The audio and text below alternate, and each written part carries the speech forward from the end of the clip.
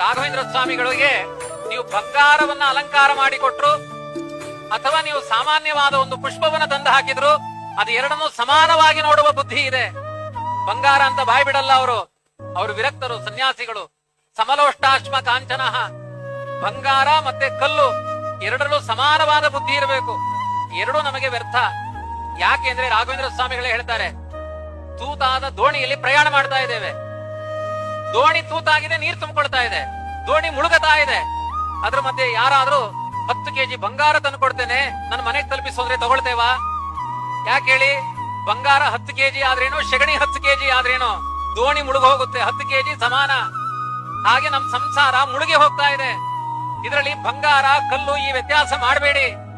ಮುಳುಗಿ ಹೋಗುವ ಜೀವನದಲ್ಲಿ ಅದರ ಬಗ್ಗೆ ಅಪೇಕ್ಷೆಯನ್ನ ಕಡಿಮೆ ಮಾಡಿ ಅಂತ ಜಗತ್ತಿಗೆ ಪಾಠ ಮಾಡುವ ಗುಣ ಅದು ರಾಘವೇಂದ್ರ ಸ್ವಾಮಿಗಳಲ್ಲಿ ಇದೆ.